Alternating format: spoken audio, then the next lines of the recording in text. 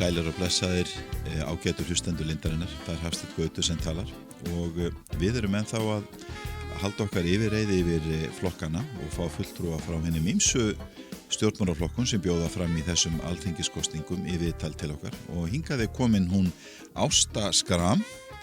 Sælvertu Ásta. Já, komdu sæll. Og hjartanlega velkomin hingað í hljóðstofu Lindarinnar. Já, takk fyrir það. Takk fyrir að bjóða mér. Það var bara okkar ánægja. Þú skipar annað sætið í suðvestur fyrir dögun. Þannig að við ætlum svona aðeins að kíkja á stefnuskrá dögunar, hvað snertir trúmál og kristna trú á Íslandi og málefni sem að tengjast þeim málaflokki, getur við sagt.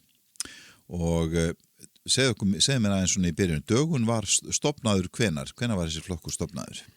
Dögun var stofnaður í rauninni, kom upp úr búsahaldabyltingunni og því öllu saman og hefur nú reyndar boðið fram einu sinni í sveitarstjórnarkosningum en ég er nú svona frekar mikill nýliði í flokknum, hef verið mikið erlendis, þannig að ég tengdist flokknum í rauninni ekki fyrir en bara í vor.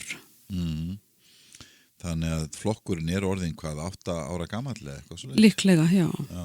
Og þeir eru það bjóða fram í öllum kjördæmum? Já. Við lögðum fyrir hina flokkana 6 spurningar og ég ætla að renna í gegnum það líka með þér Ásta. Og við byrjum hérna bara á fyrstu spurningunni. Hvaða atriði eru formlega á stefnuskrá dögunar varðandi þjóðkirkjuna og frjáls trúfélög?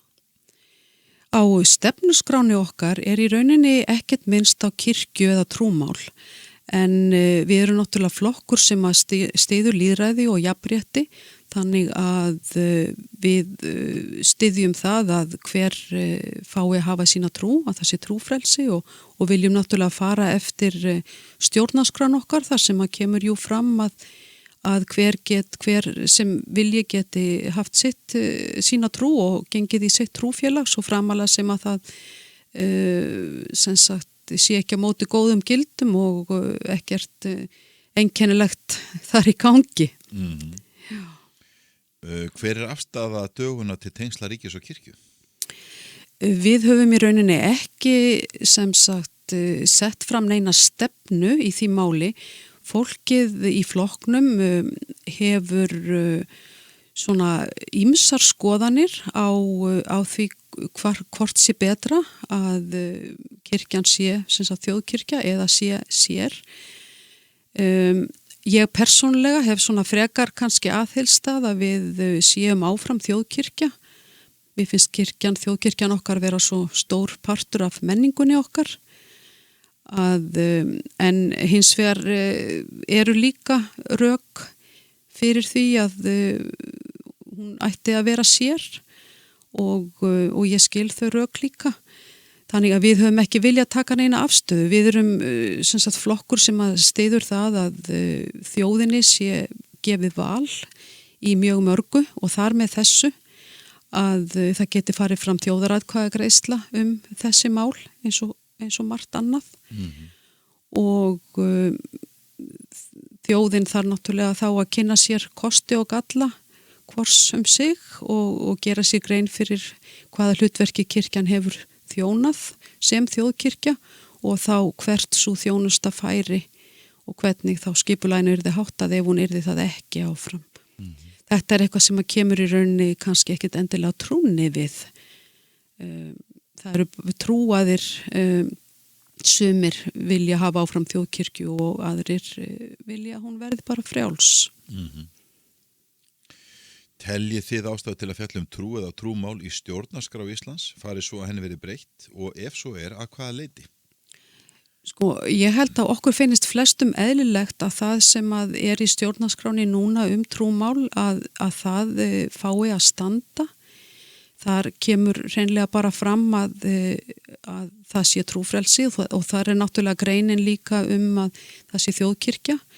Þannig að ef að þjóðkirkjan verði áfram og þjóðin vill það að þá teljum við að við þurfum ekki mikið að breyta þeirri grein.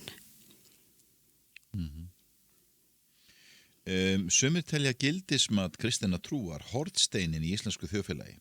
Aðrir telja kristna trú úrelta og óviðeigandi. Hver er afstaða dögunar til þessa?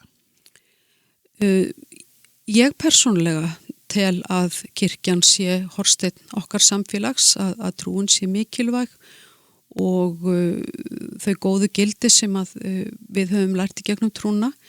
Í dögun fólk sem hefur náttúrulega ýmsar skoðanir á trúmálum en mín reynsla svo að flestir þeir sem það eru mjög jákvæðir og hlynntir trúnni og þar í hópi fólk eins og ég sem að hefur verið mjög aktíft í kirkjumálum og á sína trú og ég tel líka að þar sé ekki fólk sem hreinlega andstætt eða hreinlega hvað ég að segja, næstu því fjandsamlegt gagnvart trú sem að ég hef upplifað í sumum öðrum flokkum.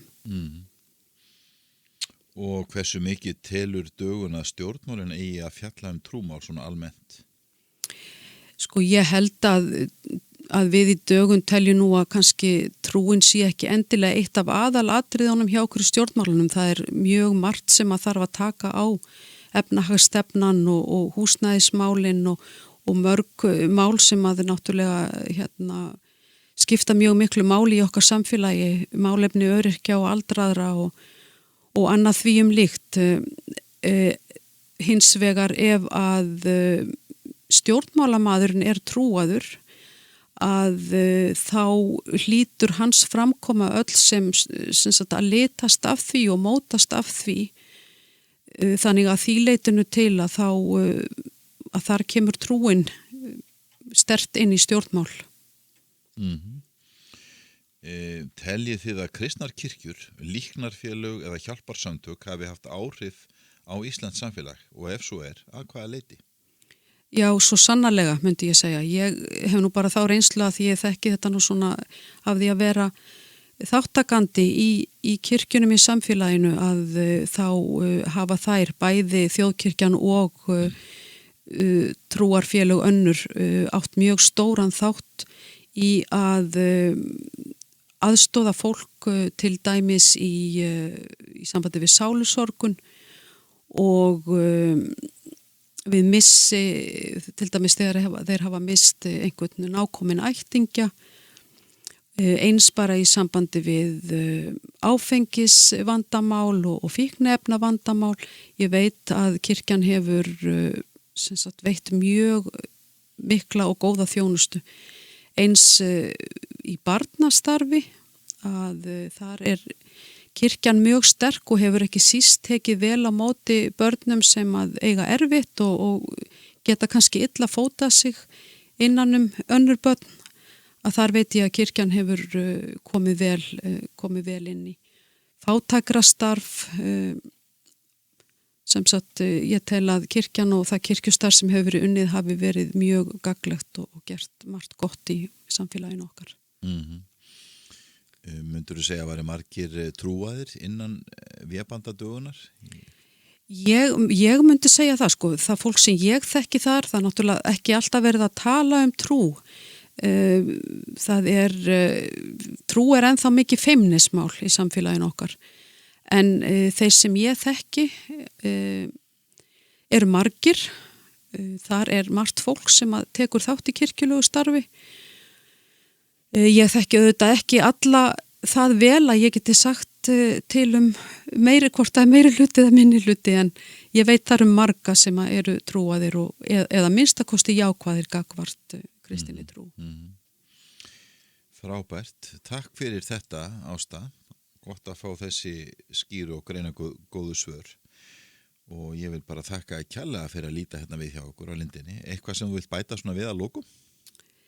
Já, ég eiginlega myndi bara hvetja fólk til að hugsa ekki þannig að það sé að kasta atkvæðum þó að við séum lítill flokkur við í dögun.